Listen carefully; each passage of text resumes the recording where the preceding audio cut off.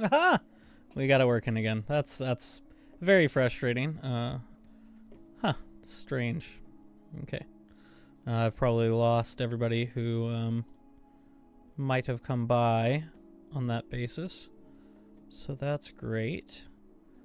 Oh well. We do what we must. I don't know what happened with that. The OBS just said disconnected, and then it all just went poof, just gone. Let me make sure it doesn't appear to be popping up on my page yet either. That's a problem.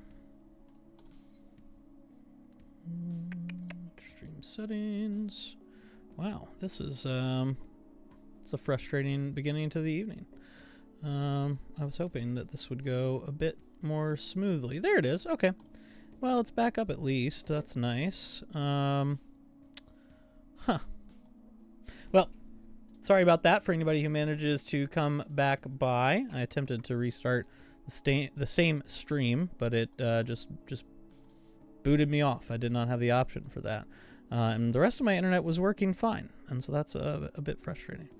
Let me go update my links, because the links that I've posted will no longer work because it's going to be a different stream now. So let's go here. Let's edit you. Let's edit you. Okay, well, maybe some people will find the newly rebooted stream, but it's I don't expect many people follow those links anyways. Now I'm off my game. No, I was on a roll. Man, I'm just going to have to start over. Okay, so where was I? I was chatting about history of slavery and anti-slavery in the United States. Something I just like to introduce my students to so they know that abolitionist movements, don't just spring up prior to the Civil War, so that they have some background for the debates around slavery itself. And so again, just to rehash, 1619 is now burned in the American consciousness because of the so controversial and eminently criticizable 1619 project. But that's the date of the first transfer of African slaves to the American colonies. 1652, the date of the first anti-slavery law in the United States. And so that law comes from Rhode Island, which is a Puritan offshoot colony. And the law says, okay, well, so a lot of people are coming over to the new colonies as indentured servants. And these indentured servants sometimes would get locked into a cycle of perpetual servitude by their contracts being extended for small infractions, supposed crimes or whatever. And then some people were coming over as actual slaves. They were owned by people. And what the Rhode Island law did was set a term, and I believe it was either 3 or 5 years. 5 years sounds right, but set a term that said you may not be held to a period of service longer than this many years. And so it was, in effect, abolishing permanent slavery in the colony of Rhode Island. Now, that law pretty quickly fell into unenforceable status. Didn't do much, but it's at least an interesting record of the first prominent anti-slavery law. The first anti-slavery petition in the United States comes in 1688. So there's this little part of Pennsylvania that's now incorporated into Philadelphia. It's called Germantown. It was a small town that many Dutch and German immigrants moved to in the late 1600s. And most of them were from radical reformed backgrounds, people who may have come up in more traditional Congregationalist Calvinist churches back in the Netherlands, but who were more becoming more Anabaptist or Quakers and other people like this. And the Quakers in Germantown, Pennsylvania in 1688 developed an anti-slavery petition. And so it's called the Germantown Quaker Petition Against Slavery. You can go read that online. It's really good, but basically lays out an absolute case that slavery is wrongful stop, that there's no justification for it, that there's no ifs, ands, or buts about it. It is just wrong. And so that's an interesting record as well. You do also see several different colonies. Let me just make sure I mute this tab real quick. Okay. You do see several different colonies attempt to ban slavery early on in this period as well. So in, now I have to look at my notes, Georgia, 1733, had a ban on the practice of slavery. Again, something that fell into unenforceability and sort of disrepute very, very fast. And there were many colonial legislatures that worked to restrict slavery, or at least the slave trade. So as we talked about last time, this was a particular sticking point for Jefferson. Jefferson likes to bring up that the legislature of Virginia had tried to ban the importation of slaves, and that had been left unsigned by the king and the governor there. It was just not put into force. So there were colonies who were saying, hey, we don't want to have slavery, we don't want to import more slaves, and were sort of prevented from doing so. And I like to remind students as well, of course, that Revolutionary era opposition to slavery existed. And so I bring up this quote from Thomas Paine, who, again, as I mentioned last time, I don't fully consider a founding father. He's in this kind of liminal space as an agitator of the revolution, a very influential man, but not a signer of any of the documents, not a participant in the Congress, etc. But he has this 1775 essay called African Slavery in America. And one of the things that he does in this essay that I think is so interesting is he argues, of course, that slavery is inherently unjust. It's unnatural, unjust, etc. But then he starts talking about like some of the evidences of the monstrosity of slavery. And one of the evidences that he gives is, so the institution of slavery, he says, is very common for families to be broken apart. You know, mother will give birth to a child and then they'll just sell the child off somewhere. Or even if a husband and wife are married and, you know, maybe the woman's pregnant, sometimes they'll break them up and sell them to different plantations. That's very intentional on the part of the masters. He says that happens all the time. What you are doing in that case where you're selling husbands away from wives, children from parents and from each other, it's a violation, he says, of sacred and natural ties, those natural ties of marriage and motherhood and fatherhood. And he says it opens the way for all sorts of shocking things like accidental incest, he even says. I don't know if that's YouTube safe to say or not, but this is a historical document. And he says, look, all of these things, they're not the reason slavery is wrong. They're just evidences of it. The evidence of the monstrosity of slavery is that all these attendant evils come about with it. And he says that for all of which the guilty masters must answer to the final judge, Paine being a deist of a sort. It's also very common, by the way, with people like Jefferson and Paine, who express in many places a skepticism about a God who intervenes in creation, still expressing a belief in some sort of afterlife judgment. It's not always terribly clear whether or not that's like a sort of practical necessity to conversational norms, whether that's a real belief that they held, that like this is something that sort of soothes you when it's like, okay, some injustice is being done, but don't worry, somebody will take care of it in the end. It's not entirely clear. Some founders are very clear, like Adams and Franklin, become very convinced that there is providence. God does intervene in the world. Washington seems to be in this camp as well. But Paine and Jefferson both are pretty skeptical about any sort of divine intervention in the now, but also speak of judgment in the hereafter. So that's just an interesting facet of it. And of course, Jefferson, very famously in his notes on the state of Virginia in 1785, so a decade after the Declaration, of course, but he talks about this problem of slavery in the sort of movement of history. And this is what he says. I'll quote for you for a minute. I don't have well, let me see if I can, what readings are going to come up immediately. Nope, let's mute that. That was my chat there. Let's see if I can't get a PowerPoint here going. Yes, let's do that. Let's see if I can get you. Yeah, here we go. Okay, so one of these days I'll have all of my scenes set up the way I want them to be, and I won't have to go through this rigmarole of editing. So there's some other stuff on the side there when I teach this in a broader class that I move on to Douglas as well in one lecture, which is a terrible thing to do. You can't go all over the place with this, but I do anyways. But here's a quote from Jefferson's notes on the state of Virginia in 1785. He says, "So this is so true that of the proprietors, this was a conversation earlier in the text about the harms of slavery on the masters, right? Not just the slaves. It's unjust, it's bad, hurts the slaves, obviously, but he says it's actually making the masters worse. He says, this is so true that of the proprietors of slaves, a very small proportion indeed are ever seen to labor. And can the liberties of a nation be thought secure when we have removed their only firm basis, a conviction in the minds of the people that these liberties are of the gift of God? That they are not to be violated but with his wrath? Indeed, I tremble for my country when I reflect that God is just, and that his justice cannot sleep forever.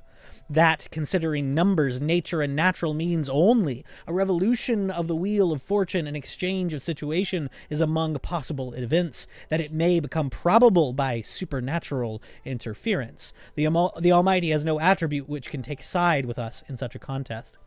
So he says, okay, look, we can see, like Paine argues, right? We can see all the attendant harms of slavery. It's bad, obviously, for the slave who's kept unjustly, is being treated as less than human in this institution. It's bad for the master who's being taught to be lazy and indifferent. Jefferson sees this as a problem as well. And he says, look, it also has the possible harm of undermining belief in liberty in the minds of the people. If the people have to believe that liberty is a gift of God, and then every day they wake up and see people who are deprived of their liberty, like how is that going to strike them? Is that consistent with what our good friend Ryan Mullally likes to call the American moral proposition? Jefferson saying no. Now, of course, you should be aware of the irony of this, because Jefferson, writing in 1785, decrying slavery, does himself own slaves. Yes, that's an important fact. You can't deny that.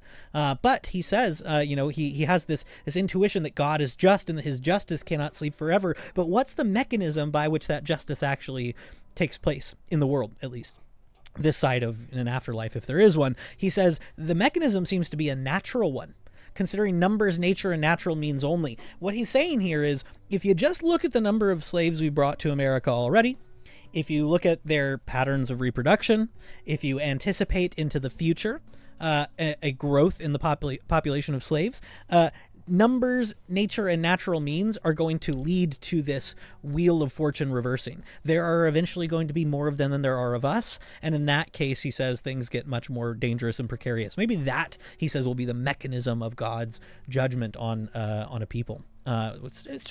It's an interesting reflection. Obviously, I'm not doing full justice to Jefferson on slavery, and of course, there's plenty of material to criticize Jefferson on his relationship with Sally Hemings and everything else. I wanted to bring this up because I'm going to go to another letter here in just a second during the war from Hamilton to John Jay that is really fun to teach, because it kind of cuts against some of the intuitions that students have of some of the thought of the men in this period. But I'll also, as we are getting through the slavery stuff, and then at the back half of the stream, if I'm able to keep going past an hour, get to the natural aristocracy material, I want to suggest something, which is, it's very common when dealing with the issue of slavery in the American founding to accuse the founders of being hypocritical. That's one angle. And it's also very common to have people respond by saying, well, you shouldn't take our morality and apply it to the past.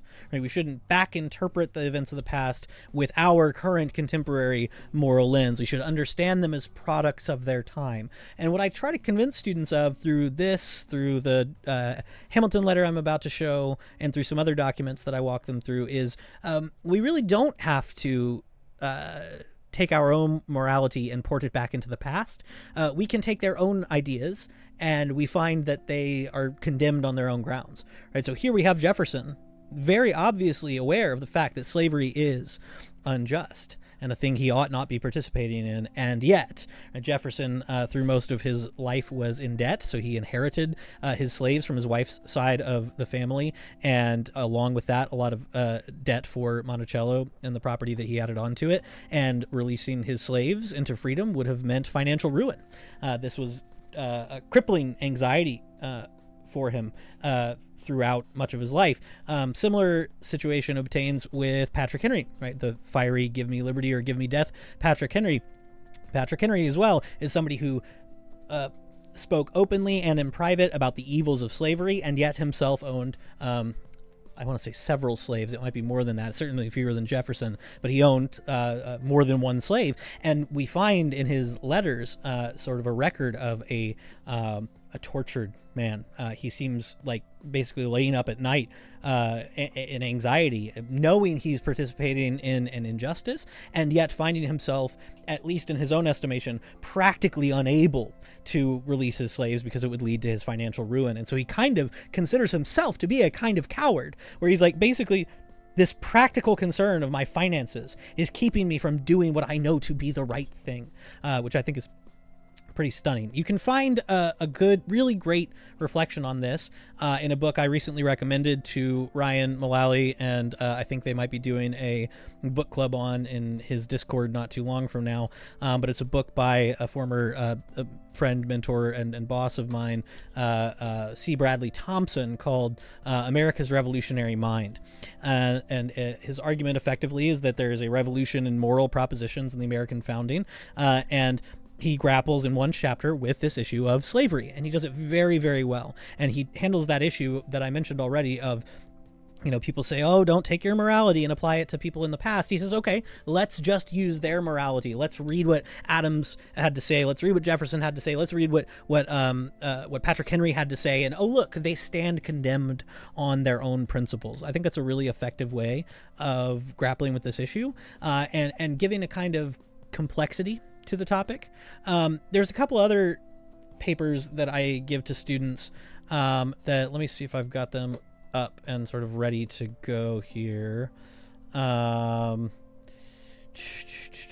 here's one I'll pull up just so you can see it. I'm gonna have to adjust my windows here because this is not the size it needs to be, but that's okay, because so this is an article by Edmund Morgan, who I've already mentioned because I use his Birth of the Republic text when I teach, and it's called Slavery and Freedom: The American Paradox. And I'm not going to read through this because it's an academic article, and so it's pretty dry, but I just want to read the introduction really quickly, and then I'll summarize the rest of the piece and tell you should go read it yourself, because it is really, really good. Okay. So he says, American historians interested in tracing the rise of liberty, democracy, and the common man have been challenged in the past 2 decades by other historians interested in tracing the history of oppression, exploitation, and racism. Now, this is Morgan writing, by the way, in 1972, right? So this is not a product of contemporary woke, blah, blah, blah. This is a historian of the American founding working in the 70s and addressing a contemporary movement in scholarship, contemporary to him in the 70s, which is some people are really interested in the parts of the American founding that a lot of us love and enjoy. The liberty, democracy, and the power of the common man. These are all true and important things. But there are other historians, he says, who've been interested in looking at the flip side of that. Hey, isn't there also a history of exploitation, oppression, and racism? He says this challenge has been salutary because it has made us examine more directly than historians have hitherto been willing to do the role of slavery in our early history. Colonial historians, in particular, when writing about the origin and development of American institutions, have found it possible until recently to deal with slavery as an exception to everything they had to say. I'm speaking about myself, and I love that, by the way, the willingness of a scholar to look back at their own storied career and say, oh, hey, by the way, in previous papers I've written, I've made this mistake. But I'm speaking about myself, but also about most of my generation. We owe a debt of gratitude to those who have insisted that slavery was something more than an exception, that 1/5 of the American population at the time of the Revolution is too many people to be treated as an exception. We shall not have met the challenge simply by studying the history of that 1/5, fruitful as such studies may be, urgent as they may be, nor shall we have met the challenge if we merely execute the familiar maneuver of turning our old interpretations on their heads.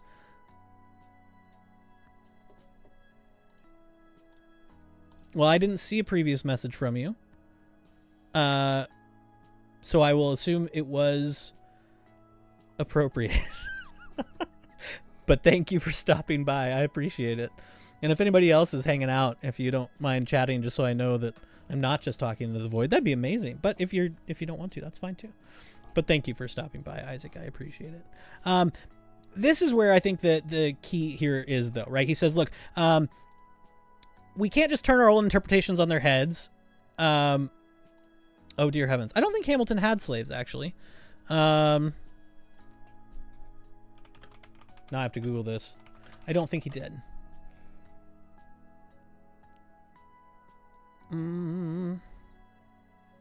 Okay. It looks like he facilitated the ownership or transfer of property in slaves, but did not hold them the way that Jefferson did. Yeah, I think Jefferson wins by default there. Yeah, I'd need to dig more into that. I'm not super familiar. He's certainly one of the more sort of in principle opposed people, but I'm not. That was a cursory search, so don't believe anything. That's the document I'm looking at is the New York Slavery Records Index. Let's see. Yeah. Okay. Okay, yeah. So he had legal ownership of people at some point. So this article presents new evidence of Alexander Hamilton purchasing enslaved people for himself and acting as an intermediary in transactions to buy and sell enslaved people for others. So this is an article, an odious and immoral thing, Alexander Hamilton's hidden history as an enslaver, by Jesse Sir Philippi, Schuyler Mansion State Historic Site. So you could look into that. Yeah. So it looks like for most of the research on this, they treated Hamilton as not a slave owner, but new research has shed light on this. Why do I have tiny guitars behind me? Well, it's because I accidentally threw them in the washing machine and the dryer without following the washing instructions, and they shrunk on the heat cycle. That's why. Yeah, so if you want to donate one of your guitars to me, I would take it. But even the actual guitar I have next to me is a baby Martin. I do have my full-size guitar over there, though. Okay, but Morgan's point is this. To dismiss the rise of liberty and equality in American history as a mere sham is not only to ignore hard facts, it's also to evade the problem presented by those facts. The rise of liberty and equality in this country was accompanied by the rise of slavery. And so this is why the article is called The Paradox of Slavery and Freedom in the United States. His argument is this. It is really actually true that in the period from the 1600s settling of the American colonies to the Revolution and afterwards, political liberty increased. More people were able to participate in politics and have a voice. More people had the franchise. More people experienced a kind of political liberty that was hitherto unknown, or whatever you want to say it, right? At the same time, they were increasing the number of slaves that they had. How is that possible, right? And he's saying, let's avoid the sort of easy ways out in both directions, right? The easy way out in the direction of the fans of America typically is like, well, it's an exception to the rule, and it was on its way out, and they laid actually, this is the language of Frederick Douglass, so I'm not saying he's a denier of the injustice, but he says the principles of the Declaration and the Constitution lay a scaffolding for the abolition of slavery. That's a good metaphor. It's a good way of thinking of it. But you risk, Morgan is saying, going too far and ignoring the reality of it. 1/5 of the people at the time of the Revolution being enslaved. That's not an exception. That's part of the rule. At the same time, he says, people can overcorrect the other direction and say, well, it wasn't actually about liberty. It really wasn't about equality. It really wasn't about justice because of this fact of slavery. He says, no, both of these things are happening at the same time, and we need to understand why and how. I'll summarize the article for you. It's really interesting. He says, basically, one thing we tend to underestimate is the way that America, the American colonies, were treated as a disposal site and kind of a slaughter ground for unruly young men from England. So during the time leading up to the Revolution, especially, as you get into the 1600s and afterwards, you have a growing population. This is what leads to Malthusian kind of thought as we get into the 17 and 1800s. You have a growing population of impoverished people who don't have much to do, who might be living on government dole, who are causing a ruckus. There are lots of especially older teen and early 20s and 30s men in England who are causing issues. All sorts of problems, all sorts of crime. And one solution that England found for that crime was to punt them overseas, was to send them off to some of the prison colonies that they had, like Georgia. To my friends who are Georgia fans, you root for a prison colony. I'm sorry. But what Morgan points out throughout this article is that most of the people, and by most, it's over half It's a large number. Most of the people who are sent to the American colonies at this point just die. There's one point, if I scroll and look for the numbers, it will take me forever. There's a point where he's tracking the number of people who had immigrated to America as opposed to the number of people who, or the increase in population. Okay, so the story properly begins in England with a burst of population growth there that set the number of Englishmen from perhaps 3 million in 1500 to 4.5 million by 1650. You have this mass of idle rogues and beggars that it threatens the peace of England. He's a great writer. But then he points out, okay, so we start shipping these people overseas, right? There's a point where he has records of numbers, and it's, yes, okay. Closer look will show that the situation was not quite so promising. Hey, Ian, how's it going, man? This is, Ian, you came in just in time for one of my favorite historical bits of trivia. A closer look will show that the situation was not quite so promising as at first it seems. It is well known that Virginia in its first 15 or 20 years killed off most of the men who went there. It is less well known that it continued to do so. If my estimate of the volume of immigration is anywhere near correct, Virginia must have been a death trap for at least another 15 years, and probably for 20 or 25. In 1625, the population stood at 1,300 or 1,400. In 1640, it was about 8,000. In the 15 years between those dates, at least 15,000 persons must have come to the colony. If so, 15,000 immigrants increased the population by less than 7,000. So from 1625 to 1640, at least 15,000 people come to Virginia, and those 15,000 people increase the final population of Virginia by less than 7,000. So more than half of them are dying.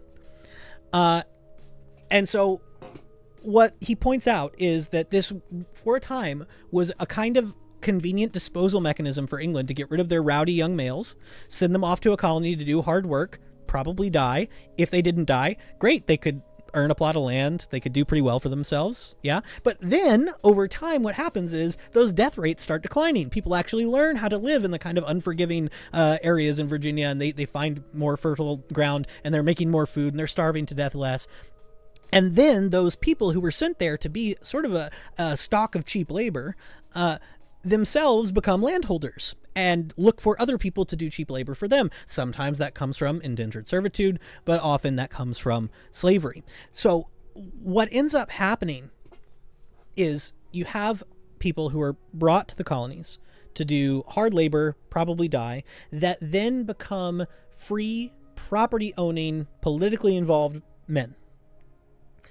Those free, property-owning men demand rights at the point of a gun. They occasionally do actually have revolts in this period. There's civil war and strife and stuff in the colonies. Don't let anybody tell you otherwise.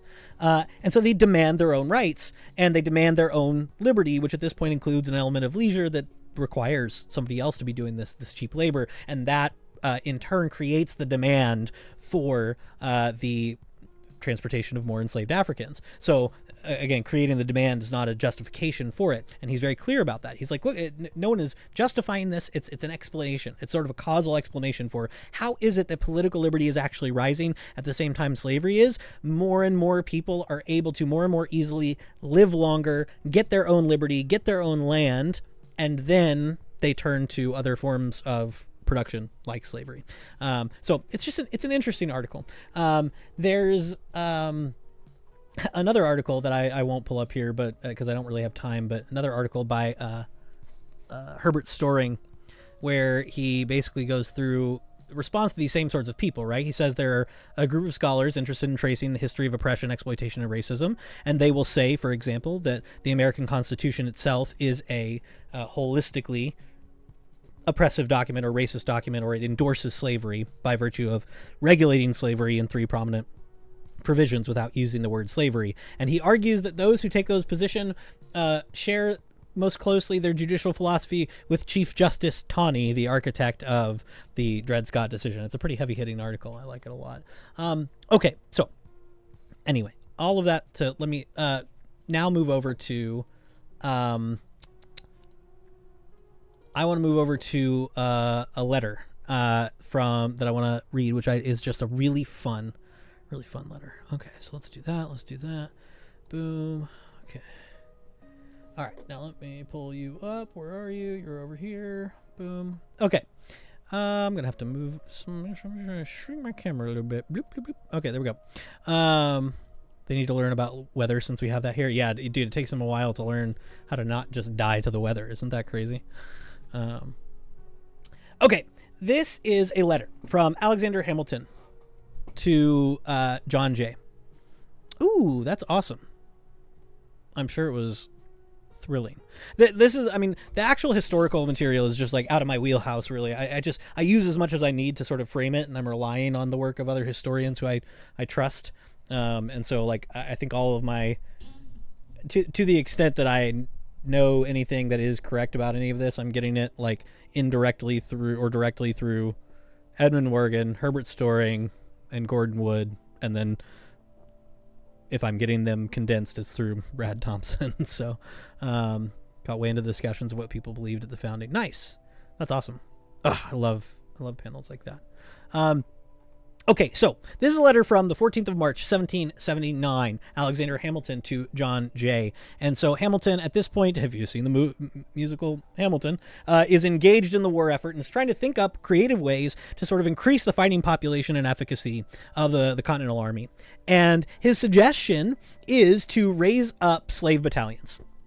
For YouTube purposes, I'm not going to be reading his exact words here, although in academic contexts, it is usually normal to just quote what people say because it's the authorial intent, etc. But I don't want to get flagged by YouTube for reading a historical document. But he suggests raising battalions of enslaved people. And he thinks this is a really good idea, and he expects, though, that it will receive opposition, especially from people in South Carolina. He thinks that there will be people in the South who will think this is a terrible idea. What are you possibly doing? And he makes a couple arguments, one of which is offensive on first glance, but the second of which sort of, I think, softens the blow a little bit. One of the arguments he says people might make against having slaves as soldiers is that they're not intellectually suited for it. And he says, well, if that's the case, they actually might make better soldiers, because it's kind of a maxim in military history that the best soldiers are the ones who just follow orders and don't think too much for themselves. So he's like, well, if the Southerners are right, that the slaves are not terribly intelligent, then great, they make even better soldiers. But he goes on and says that he thinks that this is not just an invalid observation, but he says, this is so far from appearing to me a valid objection that I think their want of cultivation for their natural faculties are probably as good as ours, joined to that habit of subordination which they acquire from a life of servitude, will make them sooner become soldiers than our white inhabitants. Let officers be men of sense and sentiments, and the nearer the soldiers approach to machines, perhaps the better, right? So he's combining these two arguments. One part of this feels very uncomfortable, and that's totally fair. I leave students lots of space to explain why they might find certain parts of this offensive. But effectively, there's another line. Yes, okay. So, but this part right here, he says, for their natural faculties are probably as good as ours. I wish I'd pulled this up on a different website, because we have the draft letter of this, or we have it may be the letter that he sent, that he struck something out. But he originally wrote something like, their faculties are nearly as good as ours, or their faculties are almost as good as ours. And he strikes it out and makes it a stronger statement. He's like, I think their faculties are probably as good as ours, right? And he goes on to say, like, effectively, we are stunting ourselves. Yeah, here we go. I foresee that this project will have to combat much opposition from prejudice and self-interest. The contempt we have been taught to entertain for the blacks makes us fancy many things that are founded neither in reason nor experience. Right? So he says, our tendency to think, oh, these people are so different from me that they can't actually be as intelligent as me, obviously. Right? He says what makes them appear stupider than us, is what the other people are saying, is their want of cultivation. Right? We haven't given them an opportunity. And he says that's going to face, like, the idea that we should give them this kind of liberty will face opposition from prejudice and self-interest. And we have been taught a kind of contempt for them that's founded neither in reason nor experience. And of course, he says the propertied interest here will maybe win out, right? The Southerners who don't want to part with their property of human beings are going to fight this. But it should be considered, he says, that if we do not make use of them in this way, the enemy probably will, and that the best way to counteract the temptations they will hold out will be to offer them ourselves. An essential part of the plan is to give them their freedom with their muskets. So he says, look, an essential part of this plan is we are offering them liberty if they fight for the cause of the country, because they're capable of it, despite what, again, he says the prejudice and self-interest might lead these people to say. They're capable of it. We've just prevented them from this kind of cultivation in the past. So that's, I think, in my mind, a really important part of this discussion is, even at the time of the founding, you have people like Jefferson in his notes knowing this is unjust. You have people like Hamilton saying, hey, maybe all of these things are learned prejudice, and maybe they're not actually that different from us, and maybe they could be just as intelligent and capable as us. And of course, there are other examples that he could point to as well. So it's just an interesting letter, right? And I'd need to go back, and at one point I had a little bit more content in my head for what actually happened with this plan, but I think it basically just fizzles out. Yeah, I need to go back and look at that, sort of the history around this, so I can teach it better off the cuff. The other thing I like to show them is this, the petition from the Pennsylvania Society for the Abolition of Slavery to the First Congress. So this is way later, right? This is 1790, so quite a bit of time after the Revolution and the Declaration. But here's the summary that the National Constitution Center gives it. February 1790, the Pennsylvania Society for the Abolition of Slavery, headed by Benjamin Franklin, submitted an anti-slavery petition to the First Congress. The society was the first abolitionist society in the United States, founded by the Quakers in 1775. So remember, I mentioned before, the Quakers authored the first ever anti-slavery petition in America in 1688 in Germantown, Pennsylvania. By the way, I'm related to family of the authors of that declaration by marriage. You have, I think the patriarch of the family is Abraham Isaac Opdegraff, and his daughter. No, I think he's the son. Is it Herman Opdegraff? I don't know. Abraham Opdegraff has a daughter who married Peter Bond, my direct ancestor, up there in Germantown, Pennsylvania. We were able to trace father to father by birth dates and locations from my grandfather's grandfather, who we had genealogical records to all the way back there. So that's cool. I like that. Anyways, so the Quakers are very involved in anti-slavery work in the late 1600s and early 1700s, and so they found the first abolitionist society in the United States in 1775. A decade later, Franklin is elected the society's president, and they prepare this petition. So I just want to read a little bit of this, right? Respectfully showeth that from a regard for the happiness of mankind, an association was formed several years since in the state by a number of her citizens of various religious denominations for promoting the abolition of slavery and for the relief of those unlawfully held in bondage. A just and accurate conception of the true principles of liberty as it spread through the land produced accessions to their numbers, many friends to their cause, and legislative cooperation with their views, which, by the blessing of divine providence, have been successfully directed to the relieving from bondage a large number of their fellow creatures of the African race. They have also the satisfaction to observe that in consequence of that spirit of philanthropy and genuine liberty which is generally diffusing its beneficial influence, similar institutions are gradually forming at home and abroad.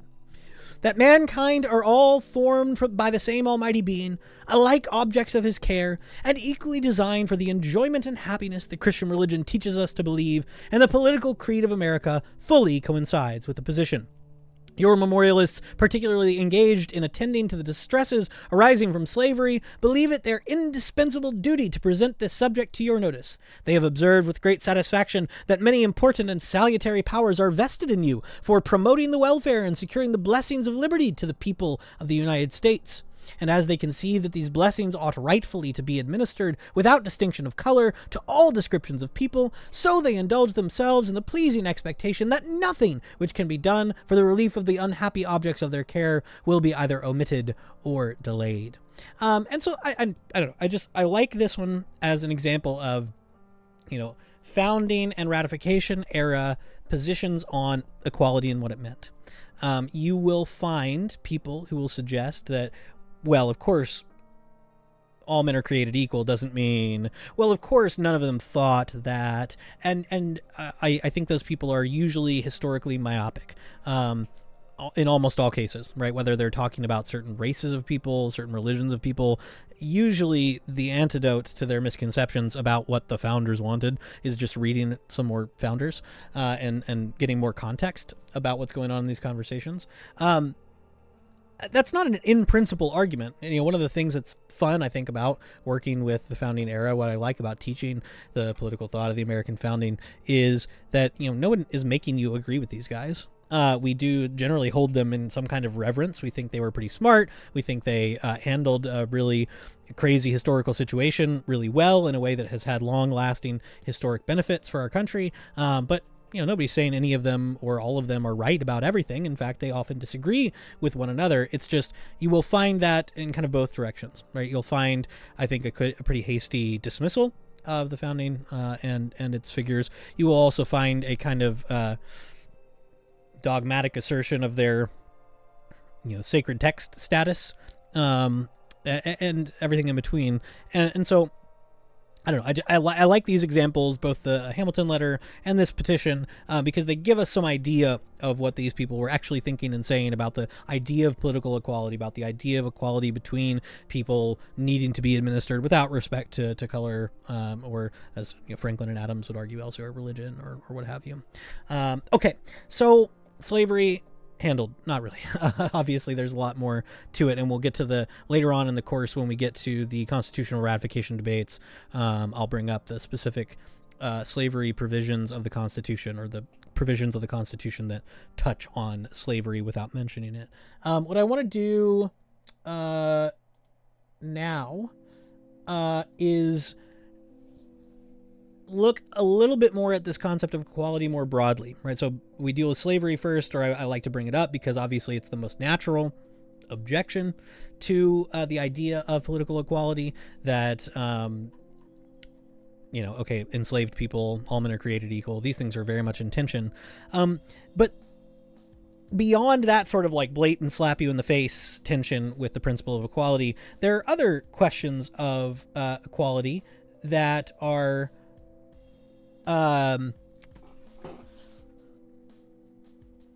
at issue here in the founding era. And one of these is the question of the status of great, eminent, or noble people. In an aristocratic context, the decisions of people thousands of years ago have long-lasting consequences on the institutions today. The decisions of the Lord matter far more than mine as a peasant, etc. And the question for people like Jefferson, people like Adams, people like Madison, wrestling with the implications of political equality is sort of how to adjust for practical exigencies of human circumstances. Because no matter how much you talk about equality, no matter how equal you want people to be, the fact is that there are certain areas where people are unequal. Now, we may make the principled claim that these inequalities are not morally or politically relevant, right? The fact that you're taller than me, most people are. The fact that you're stronger than me, most people are. The fact that you're smarter than me, most people are, right? These things, they're real. They're real inequalities. But the question is what sort of salience they should have in a political system. Well, okay, you might say, being a practical person, I don't really care what salience they should have in a political system. What matters is what salience they will have, right? Because smarter people are just always going to have a kind of influence and status that will go beyond the people that are dumber than them, just like a taller person is going to succeed more on average in certain sports or whatever. And so how do we deal with that? How do we deal with the influence on the present over the future? How do we deal with the influence of noble or eminent or aristocratic people on the rest of the populace? How do we try to preserve that principle of political equality against the forces that will kind of grate against it? And so this letter from 1789, obviously happening during the period of the ratification of the Constitution, here is Thomas Jefferson to James Madison, and this is a question of the potentially binding nature for the future of this Constitution on people who come afterwards, and on what basis you could justify that. Okay, so he, after the little preamble here, he says, the question, whether one generation of men has a right to bind another, seems never to have been started, either on this or our side of the water. He's writing from over in France, I believe, at this point, is where, right? Yeah, I think he's in France at this point, yeah. Yet it is a question of such consequences as not only to merit decision, but place also among the fundamental principles of every government. The course of reflection in which we are immersed here on the elementary principles of society has presented this question to my mind, and that no such obligation can be so transmitted, I think very capable of proof. I set out on this ground, which I suppose to be self-evident. There's that fun concept of self-evident truths again, that the earth belongs in usufruct to the living. And that word usufruct is just so fun. I'm probably pronouncing it slightly incorrectly. But it's a legal term that effectively has to do with use rights. The earth belongs in its use to the living. That principle that he takes to be self-evident means our use of the earth and its resources, etc., belongs to us, not to our ancestors. Right? This is a very anti-Burkean intuition. Right? Burke and people like Chesterton after him will speak of the democracy of the dead, that when we're making political decisions, we need to be taking account not just of our votes, but of the votes of our ancestors, and taking into account the interests of our progeny, those who will come after us. And Jefferson is sort of denying this in a very key way. He says the dead have neither powers nor rights over it, that is the earth and its use. The portion occupied, who's Chesterton, riddle nerd? You're trying to trigger me. You're trying to trigger me, and it's not going to work. It's not going to work. I'm not going to let you. I'm not going to let you trigger me, okay? I'm not going to... Guys, I have one request of you, and that's because Riddle has tried to trigger me, and I'm maintaining my composure, surely that deserves a stream like, okay? So if you're here, can you just like the stream?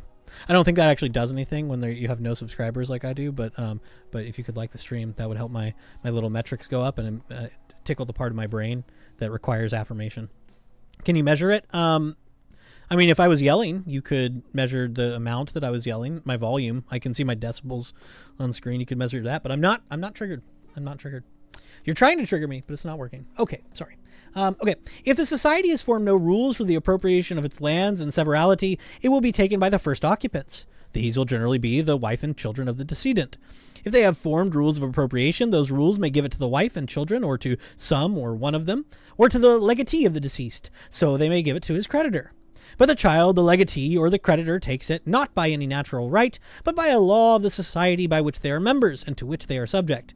Then, no man can, by natural right, oblige the lands he occupied, or the persons to succeed him in that occupation, to the payment of debts contracted by him. For if he could, he might, during his own life, eat up the usufruct of the lands for several generations to come, and then the lands would belong to the dead and not the living, which would be the reverse of our principle. This, by the way, is a line of reasoning that gets hit on by Adam Smith earlier than this. Smith has a set of lectures on law that we had lost for a time, but we now have records of student notes of these lectures that are pretty thorough, that are effectively what Smith was saying. And one of the things that he says is, property rights after death are really hard to justify, it turns out. Your use of it while you're living, that's one thing. But anyways, that's another... I want to go off on that tangent. Okay, this is what the key. This is the point. What is true of every member of the society individually is true of them all collectively, since the rights of the whole can be no more than the sum of the rights of the individuals.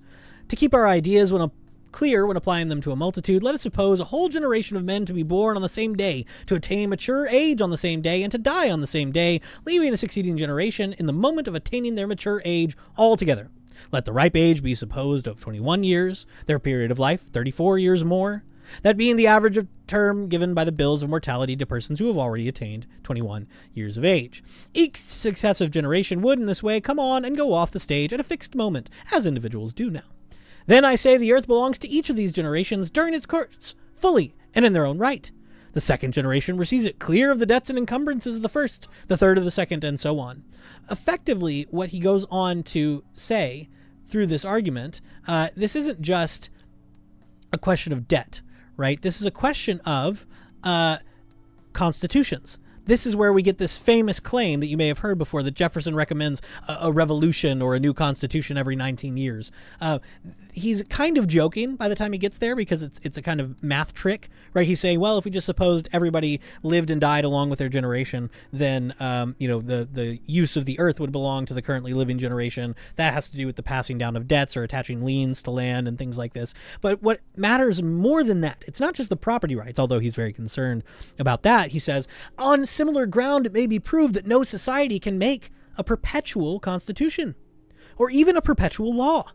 The earth belongs always to the living generation. They may manage it then and what proceeds from it as they please during their usufruct, that is, during their legal use of it. They are masters, too, of their own persons and consequently may govern them as they please. But persons and property make the sum of the object of government. The Constitution and the laws of their predecessors extinguished then in their natural course, which with those who gave them being. This could preserve that being till it ceased to be itself, and no longer. Every constitution then and every law naturally expires at the end of 19 years. If it be enforced longer, it is an act of force, not of right. It may be said that the succeeding generation, exercising in fact the power of repeal, this leaves them as free as if the constitution or law had been expressly limited to 19 years only. In the first place, this objection admits the right in proposing an equivalent, but the power of repeal is not an equivalent. It might be indeed if every form of government were so perfectly contrived that the will of the majority could always be obtained fairly and without impediment, but this is true of no form.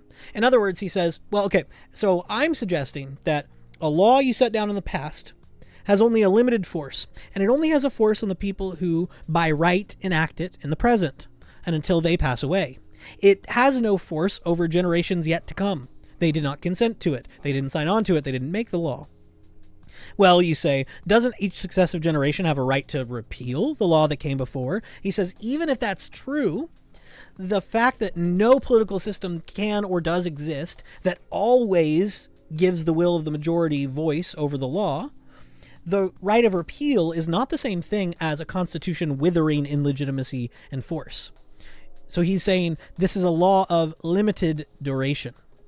So this is Jefferson's idea. If you create a system whereby you can make a law that binds in perpetuity, or at least until it's repealed, what you've done is you've created an aristocracy of the dead over the living.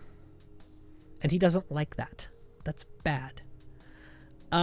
This, I think, is one of Jefferson's more radical points. It's the reason people kind of make a joke of it, but it's an interesting thing to grapple with at the very least. It's an interesting thing to say, why ought I be bound by these decisions of the people who came before, and to try to provide a positive answer to that. Again, I mentioned maybe a couple streams ago, friends and relatives of mine who have been libertarian or anarchist at various points who will say that, where's the social contract? I didn't sign it. And this is sort of what Jefferson is talking about. So, okay, that's a fun one. And now we have this letter on equality. So again, this is during Jefferson and Adams' late life correspondence. So they go through a period of, the election of 1800, very contentious, very crazy stuff happens.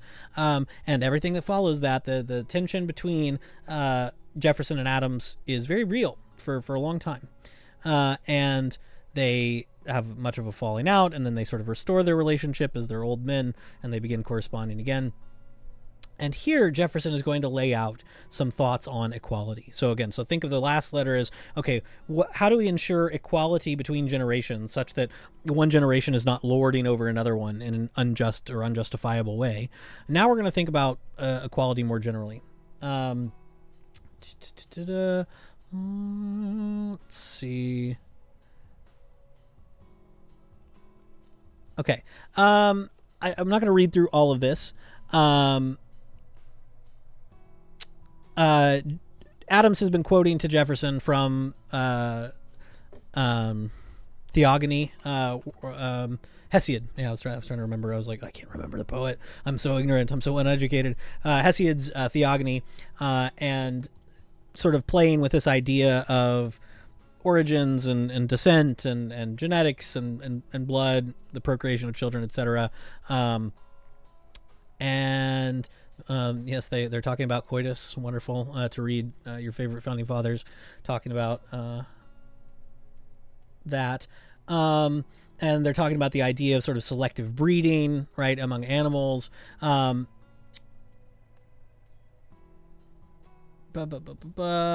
see. Here we go. For experience proves that the moral and... All right, hold on. Yeah. For experience proves that the moral and physical qualities of man, whether good and evil, are transmissible in a certain degree from father to son. But I suspect that the equal rights of men will rise up against this privileged Solomon and oblige us to continue acquiescence under the degeneration of the race of men, which Theognis complains of, and to content ourselves with the accidental aristoi produced by the fortuitous concourse of breeders. Now I'm second guessing myself. Is this an actual... Oh no, they're quoted. There's a specific poet, Theognis. Sorry, I was way off there. Never trust me on Greek things. Theognis, Greek lyric poet. Okay, I'm assuming writing and Megara. Okay, great. Well, I'm not familiar, so I'm not going to even try to talk about what they're talking about now. We're at the elegiac style, elegies. Great. I need to learn more Greek. Always happens. Okay. But this is not important because you don't actually. This is one of the fun things about this. They're much more educated than we are. We don't always have to understand all the things they've read to understand what they say they mean. I mentioned this with Adams talking about Lycurgus and Plutarch's Life of Lycurgus and his dissertation on canon and feudal law. His interpretation of history is kind of rough, actually, but it doesn't really matter. This is what Adams thought it meant, and he tells us. So here we know what Adams and Jefferson think about these stories of selective breeding. So this is where it gets real good, right? So, for I agree with you that there is a natural aristocracy among men. The grounds of this are virtue and talents. Formerly, bodily powers gave place among the aristoi, that is, the best men, the aristocrats. But since the invention of gunpowder has armed the weak as well as the strong with missile death, bodily strength, like beauty, good humor, politeness, and other accomplishments, has become but an auxiliary ground of distinction. There is also an artificial aristocracy, founded on wealth and birth, without either virtue or talents.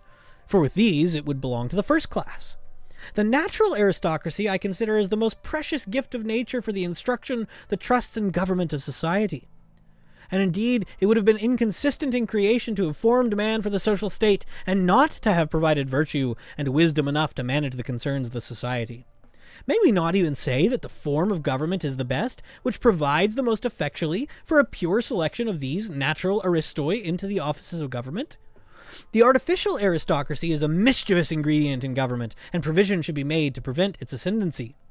On the question, what is the best provision, you and I differ, but we differ as rational friends, using the free exercise of our own reason, and mutually indulging its errors. You think it best to put the pseudo-aristoi into a separate chamber of legislation, where they may be hindered from doing mischief by their coordinate branches, and where they may be a protection to wealth against the agrarian and plundering enterprises of the majority of the people. So here, he's talking about Adams' consistent defense throughout his life in various places, and his thoughts on government that we'll look at next time in his defense of the American constitutions. Adams, throughout his writing career, his political career, thinks it is essential when you are forming a government to have a separate body or branch of government or part of one branch of government where you stick the aristocrats. You got to have a place where the rich, ambitious, powerful people go, so that you can both give them their own sandbox to play in, to give them an outlet for their ambition that doesn't necessarily hurt everyone else, but also that protects them from the propertyless classes or the agrarian classes. In a way, creating something like the Senate, which is what Adams advocates for him is a protection of the people from the powerful and a protection of the powerful from the people. We don't want the people lopping off the heads of the powerful, and we don't want the powerful exploiting the people. If we give them their own sandbox to play in, that's one way to do it. Jefferson says, I think that to give them power in order to prevent them from doing mischief is arming them for it, increasing instead of remedying the evil. So there's a fundamental disagreement between Jefferson and Adams on, actually, well, it'll turn out there's a disagreement on who these natural aristocrats are, and then where we ought to put them or what we ought to do with them. Jefferson seems to have I would almost call it a pure meritocratic view of these natural aristocrats, if I'm summarizing in kind of broad strokes. These are the people who have proven through their own industry and eminence that they're actually somebody you ought to look up to and respect and listen to. Adams has an idea of a natural aristocrat that it's a combination of like your own achievement and then sort of the breeding of your family. Adams still, as a product of his time and place, looks up to certain families as eminent and says, well, as Jefferson said, like, we might assume that certain things about being a good person get passed on to your kids. You give them a better education, you teach them the right moral principles, and you hope that they become better than they would be otherwise. Fourth, the coordinate branches can arrest their action, so may that of the coordinates. Mischief may be done negatively as well as positively. Of this, a cabal in the Senate of the U.S. has furnished many proofs. So Jefferson says, by this point in the 18 teens, already there is formed a cabal of rich people in the Senate that is acting contrary to the interests of the people, according to Jefferson. Nor do I believe them necessary to protect the wealthy, because enough of these will find their way into every branch of the legislation to protect themselves. From 15 to 20 legislatures of our own, in action for 30 years past, have proved that no fears of an equalization of property are to be apprehended from them. I think the best remedy is exactly what is provided by all our constitutions, to leave to the citizens the free election and separation of the aristoi from the pseudo-aristoi, of the wheat from the chaff. In general, they will elect the real good and wise. In some instances, wealth may corrupt and birth blind them, but not in sufficient degree to endanger the society. So Jefferson acknowledges, of course, that somebody's wealth might lead to their corrupt success in politics. Somebody's birth and last name might lead people to think of them better than they deserve. But in general, Jefferson is optimistic about the common person. This is something when I teach the full semester-long class, I try to impress upon my students through a detailed reading of several Jefferson letters on education, on human nature. Jefferson, though he himself is very highly educated, is very skeptical of extensive education. He's writing, I think it's in the letter to his nephew, when he's laying out a plan of education, and recommends effectively that he avoid the study of theology and moral philosophy, where he says that you can get better ethical answers from a plowman than from a philosopher. You should never go to an academic philosopher for ethical advice, he says. And so he's very skeptical of the idea that, high education or, these things really improve people. He's very optimistic about people naturally tending towards their best interests. He's very influenced by Rousseau and adopts Rousseau's concept of perfectibility in human nature, although he changes it a little bit, actually. For Rousseau, perfectibility is a very ambivalent quality. For Jefferson, it becomes a almost universally positive quality. But he basically says, you ought to be able to trust the plowman. If the people are given a free and fair election, they will sift the wheat from the chaff. They will pick the actual best men over the people who just appear to be best men. Yeah, sometimes they'll make some mistakes, but is it that big of a deal, really? And he says, it is probable that our difference of opinion may in some measure be produced by a difference of character in those among whom we live. And that's a very, I think, astute observation, right? Because Adams grows up in Massachusetts, where certain prominent families in Braintree, where he grew up, the Quincy's, the others, are just sort of overpowering in his thought. And they seem to him to really deserve the eminence that they have. The people who are colonels who are governing these little townships or whatever, they seem to him really actually admirable. They didn't just get where they are because they bribed somebody or they fooled some people. No, they've proven through their decades of life that they are good and great men, and they are worthy of this admiration, and that admiration passes on to their children.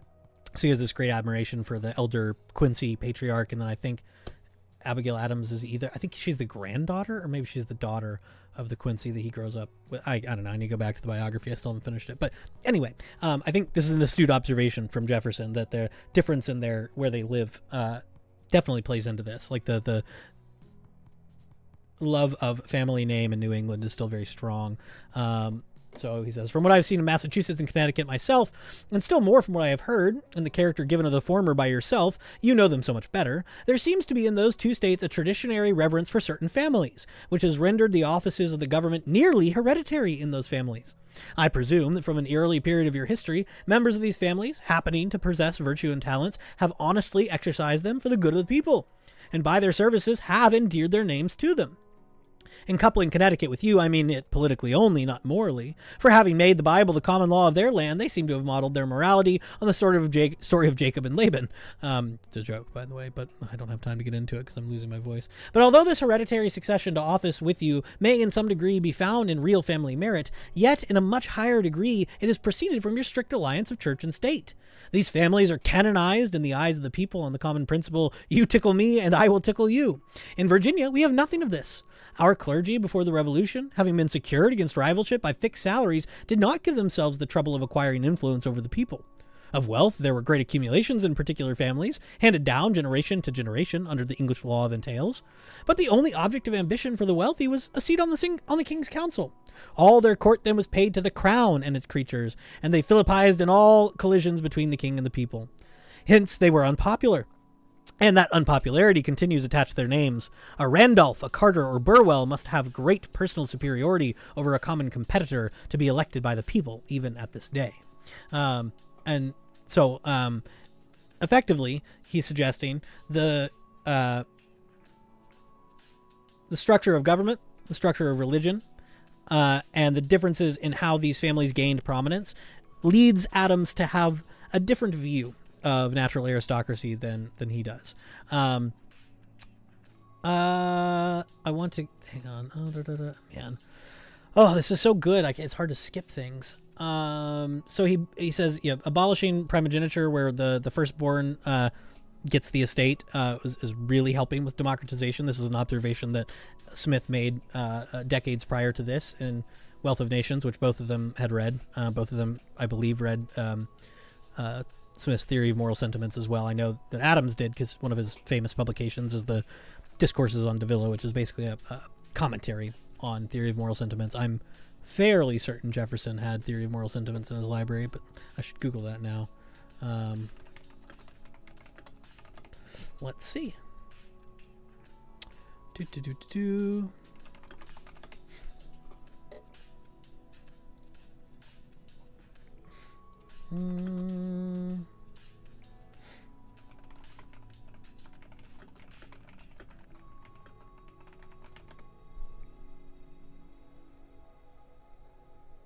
Yeah. Okay. Yeah, he read Theory of Moral Sentiments, and then in 1776, Wealth of Nations comes out, and they both read that, at least some of it.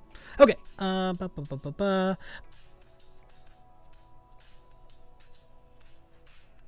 Okay, this is where I wanted to head to. With respect to aristocracy, we should further consider that before the establishment of the American states, nothing was known to history but the man of the old world, crowded within limits either small or overcharged and steeped in the vices which that situation generates. A government adapted to such men would be one thing, but a very different one that for the man of these states. Here every one may have land to labor for himself if he chooses, or, preferring the exercise of any other industry, may exact for it such compensation as not only to afford a comfortable subsistence, but wherewith to provide for a cessation from labor in old age. Right? It was a common thing for somebody, even in the laboring professions, to be able to provide for their own retirement, as Jefferson is saying. Everyone, by his property or by his satisfactory situation, is interested in the support of law and order, and such men may safely and advantageously reserve to themselves a wholesome control over their public affairs and a degree of freedom which in the hands of the forgive my ignorance, of the cities of Europe would be instantly perverted to the demolition and destruction of everything public and private. The history of the last 25 years of France and of the last 40 years in America, nay, of its last 200 years, proves the truth of both parts of this observation. But even in Europe, a change has sensibly taken place in the mind of man. Science had liberated the ideas of those who read and reflect, and the American example had kindled feelings of right in the people. An insurrection has consequently begun of science, talents, and courage against rank and birth, which have fallen into contempt. And so again, for Jefferson, he leans into the sort of meritocratic principle here. You have science, talents, and courage that set you apart, and that as staging a revolt against anybody who praises rank and birth. Adams is going to suggest that rank and birth matter far less in the U.S. than they do elsewhere or have in history, right? Rank and birth don't give you title or a seat in Parliament or anything like this, but they could indicate that you are of good stock, right? You're from a good family. This way of thinking is still around, even in this situation of equality. So he says, I've laid out sort of where we differ, and I think it's a good summary of it. Okay, next time, whenever I get a chance to do this again, which might be Saturday, I think, maybe, depends on what's going on. We're going to go to Adam's side of this. We're going to look at Adam's on natural aristocracy, see what he has to say about it in his thoughts on government and in his defense of the constitutions of the United States. But right now, my voice hurts. I got done what I wanted to with the slavery stuff, and I've got the documents pulled up and bookmarked now for the equality sections, and it's been good. It was we made it through. There's no, I don't want to contribute now. How do I get rid of this? Dismiss for 30 days. There you go. There's a really great address by Calvin Coolidge on the 150th anniversary of the Declaration of Independence that I make students read as well, but I'm not going to go through it now. There's also this Lincoln second inaugural address, which is a good springboard for conversation on interpreting the Declaration and how it applies to slavery and how America has gone on. But I don't have time to do that yet. Slavery is bad. Yes. Thank you. That is very insightful. I appreciate it. Well, thank you, everybody who came by. Sorry about the interruption to the stream earlier. We lost some people there, but that's okay. I don't know what happened. My internet was still working, but OBS just went fully down. But thank you for coming by. I'm going to keep doing this until I make it through this darn syllabus. And then eventually I'll probably keep doing more like research focused streams at some point, and try to expand, maybe chat with some other people. I'll still be doing occasional like debates and things. So maybe I'll start streaming those when I do them, but they're kind of a headache. So I don't know. This I like because it's what I would be doing anyways. If I weren't online, and streaming it makes me actually do it instead of just endlessly scrolling on my phone or something. So, but I appreciate you guys. I'm going to head off, and I hope you all have a wonderful night. Thank you for stopping by. If you haven't subscribed to my channel, feel free to do so. I'm trying to boost those numbers. I don't know why, just for funsies. I'm not really going to be making pre-recorded videos or anything for a while at least. So, but yeah, if you haven't subscribed and you want to, do it. And I appreciate you guys. Good to see you, Riddle, and Basic Indie Bro. If I know who you are and I am not recognizing the username, I'm very sorry. And Ian and Isaac and everybody else. Good to see you guys. I hope you have a wonderful evening.